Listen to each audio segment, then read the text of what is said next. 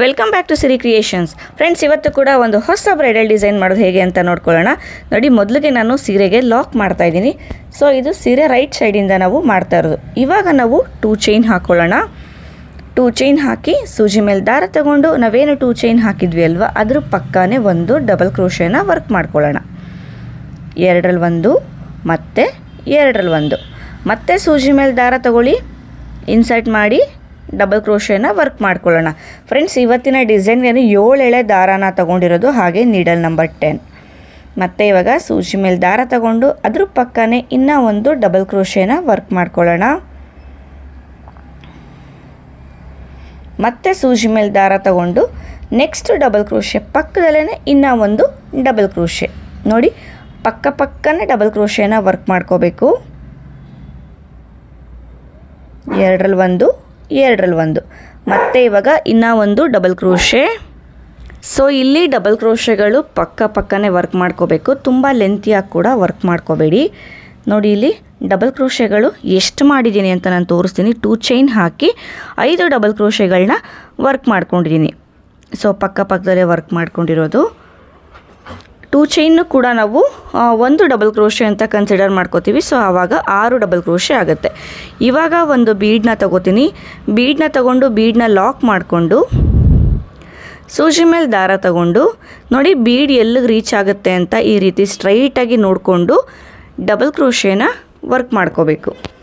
Friends, ಹಾಗೆಯೇ ನಾನು materials ಎಲ್ಲಿ ಪರ್ಚೇಸ್ ಮಾಡ್ತೀನಿ ಅನ್ನೋ ಡೀಟೇಲ್ಸು ಡಿಸ್ಕ್ರಿಪ್ಷನ್ ಬಾಕ್ಸಲ್ಲಿ ಕೊಟ್ಟಿರ್ತೀನಿ, ಒಂದು ಸತಿ ನೀವು ಚೆಕ್ ಮಾಡ್ಬೋದು.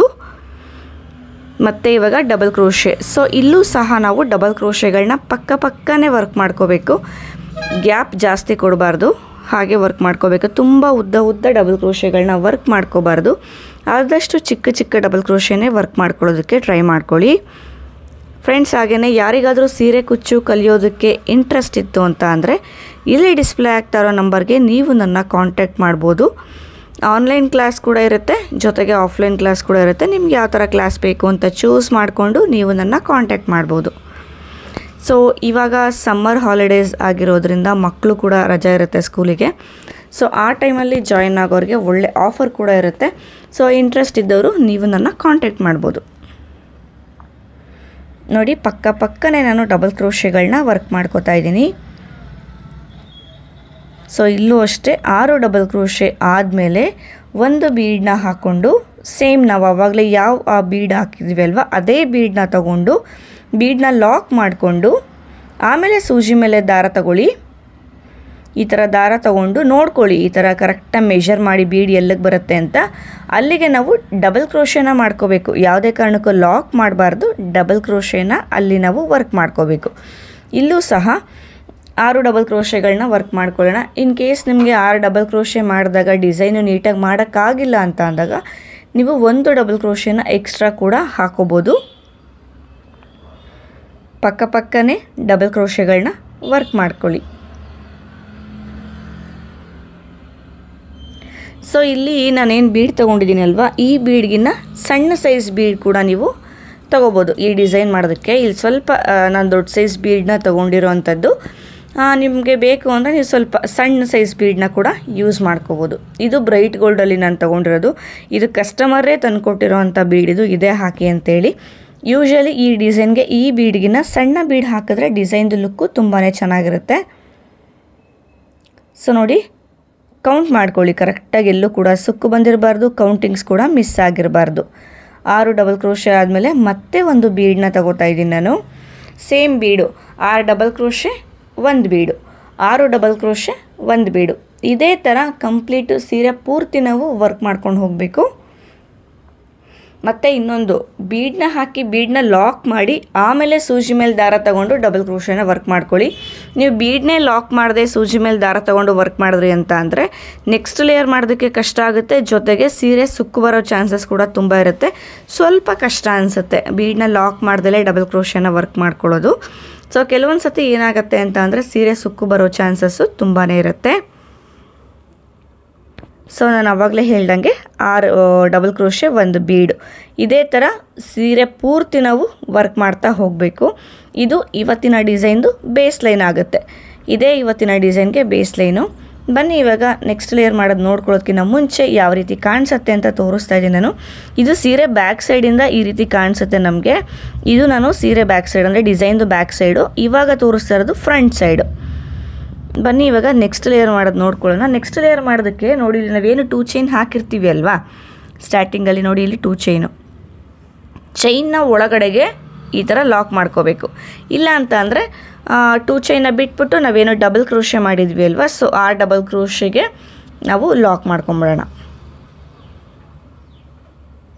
ಲಾಕ್ ಮಾಡಿಕೊಂಡು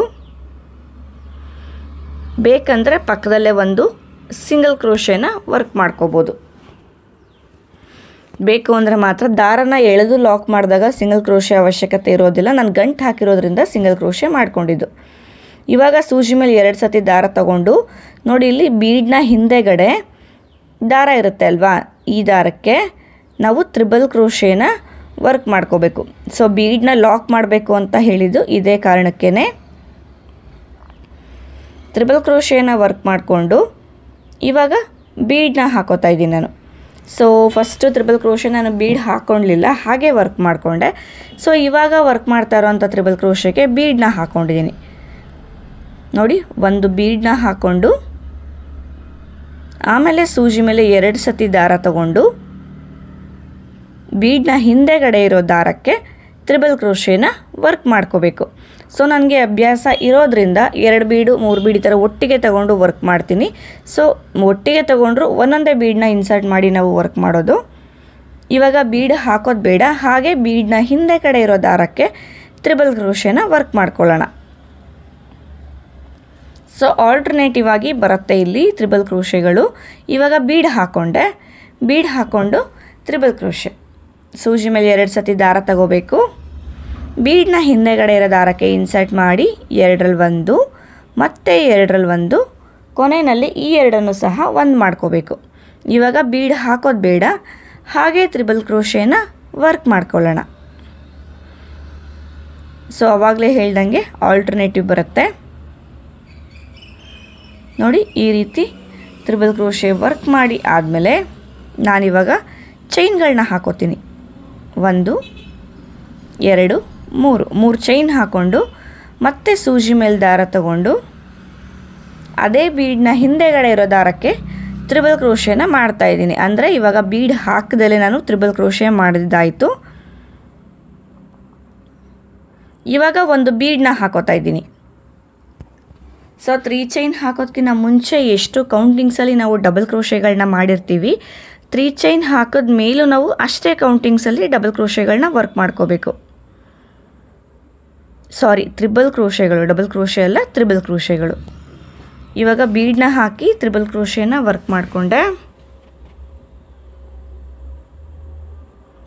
ಇವಾಗ ಬೀಡ್ ಹಾಕೋದು ಬೇಡ, ಹಾಗೆ ತ್ರಿಬಲ್ ಕ್ರೋಶೆ.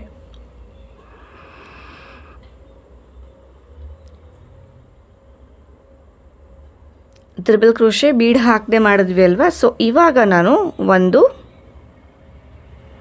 ಬೀಡ್ನ ಹಾಕಿ ಸೂಜಿ ಮೇಲೆ ದಾರ ತಗೊಂಡು 2 ಸತಿ ತ್ರಿಬಲ್ ಕ್ರೋಶೆನ ವರ್ಕ್ ಮಾಡ್ತಾ ಇದ್ದೀನಿ.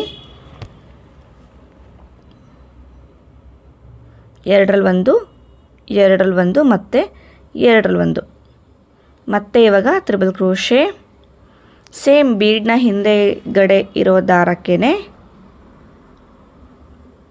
ಸೊ ಇದು ಕಂಪ್ಲೀಟ್ ಆಯಿತು. 1 2 3 1 2 3 ಕೌಂಟ್ ಮಾಡ್ಕೊಳ್ಳಿ. ಸೊ 4 ಆದಮೇಲೆ 5ನೇ ಡಬಲ್ ಕ್ರೋಶೆ ಮೇಲೆ ಬರೋ ಅಂಥ ಚೈನ್ಗೆ ನಾವು ಲಾಕ್ ಮಾಡ್ಕೋಬೇಕು ನೋಡಿ, ಈ ಥರ. ಸೊ ಇದು ಈ ರೀತಿ ಬರುತ್ತೆ. ಇಲ್ಲಿ ನಾವೇನು 3 ಚೈನ್ ಹಾಕಿದ್ದೀವಿ ಅಲ್ವಾ, ಆ 3 ಚೈನ್ನ ಗ್ಯಾಪ್ನ ಒಳಗಡೆಗೆ ಕುಚ್ಚು ಬರುತ್ತೆ ನಮಗೆ. ಇವಾಗ ನೆಕ್ಸ್ಟ್ ಬೀಡ್ಗೆ ಪಕ್ಕದಲ್ಲೇ ಒಂದು ಸಿಂಗಲ್ ಕ್ರೋಶೆನ ವರ್ಕ್ ಮಾಡ್ಕೊಳ್ಳಿ. ಅಂದರೆ 6ನೇ ಡಬಲ್ ಕ್ರೋಶೆ ಮೇಲೆ ನಾನು ಸಿಂಗಲ್ ಕ್ರೋಶೆನ ಹಾಕೋತಾ ಇರೋದು. ಈ ರೀತಿ ಆದಮೇಲೆ ಇವಾಗ ದಾರ ಮೇಲ್ ಮಾಡಿ ನಾವು ಬೀಡ್ಗಳನ್ನ ಹಾಕ್ಕೊಳ್ಳೋಣ. ನಾನು ನೀಡಲ್ಗೆ ಒಟ್ಟಿಗೆ ಎಷ್ಟು ಬೀಡ್ಗಳಾಗುತ್ತೋ ಅಷ್ಟು ಬೀಡ್ಗಳನ್ನ ಒಟ್ಟಿಗೆ ನಾನು ತಗೋತೀನಿ. ಸೊ ನಿಮಗೆ ಅಷ್ಟು ಥರ ಅಂದರೆ ಆ ಥರ ನಿಮಗೆ ಅಭ್ಯಾಸ ಇಲ್ಲ ಅಂತಂದರೆ ಒಂದೊಂದೇ ಬೀಡನ್ನ ಸಹ ನೀವು ಆ್ಯಡ್ ಮಾಡ್ಕೋಬೋದು. ನೋಡಿ, ಒಟ್ಟಿಗೆ 4 ಬೀಡ್ಗಳನ್ನ ಹಾಕ್ಕೊಂಡಿದ್ದೀನಿ. ನೋಡ್ಕೊಳ್ಳಿ 4 ಬೀಡ್ ಹಾಕಿದ್ರೆ ನಿಮ್ಗೆ ಇಲ್ಲಿ ಕರೆಕ್ಟಾಗಿ ಬರುತ್ತಾ ಅಂತ ಹೇಳಿ. ಬಂದಿಲ್ಲ ಅಂತ ಅಂದರೆ ನೀವು ಇನ್ನೂ ಎಕ್ಸ್ಟ್ರಾ ಕೂಡ ಹಾಕೋಬೋದು. ಸೊ ಇಲ್ಲಿ ಸಣ್ಣ ಬೀಡನ್ನ ಹಾಕಿದಾಗ 4 ಬೀಡ್ ಸಾಕಾಗುತ್ತೆ. ಸೊ ಇನ್ನೂ 2 ಬೀಡ್ ಎಕ್ಸ್ಟ್ರಾ ಹಾಕಿ ನಾನು ಲಾಕ್ ಮಾಡಿಕೊಂಡು ಬೀಡನ್ನ ಈ ಸೈಡ್ ಇರೋ ಡಬಲ್ ಕ್ರೋಶೆಗೆ ಲಾಕ್ ಮಾಡೋದಕ್ಕೆ ಟ್ರೈ ಮಾಡ್ಕೋತೀನಿ. ಸೊ ಇದು ನೋಡ್ಬೋದು ಸ್ವಲ್ಪ ಜಾಸ್ತಿ ಆಯಿತು ಬೀಡ್ ಅಂತ ಅನಿಸುತ್ತೆ. ನಾನೇನು ಮಾಡ್ತೀನಿ ಇವಾಗ ಒಂದು ಬೀಡನ್ನ ತೆಗೆದುಬಿಡ್ತೀನಿ. ಸೊ ಇವಾಗ ದಾರದ ಒಳಗಡೆ ನಮಗೆ 5 ಬೀಡ್ ಇರೋದು. ಇವಾಗ ಇದನ್ನು ಇಟ್ಕೊಂಡು ಲಾಕ್ ಮಾಡಿಕೊಂಡು ನೋಡಿ ಬೀಡನ್ನ ಈ ಸೈಡಲ್ಲಿ ಏನು ಡಬಲ್ ಕ್ರೋಶೆ ಇದೆ ಅಲ್ಲ, ಮೊದಲನೇ ಡಬಲ್ ಕ್ರೋಶೆ ಮೇಲ್ಗಡೆಗೆ ಬರೋ ಚೈನ್ಗೆ ನಾವು ಲಾಕ್ ಮಾಡ್ಕೊಳ್ಳೋಣ. ಈ ರೀತಿ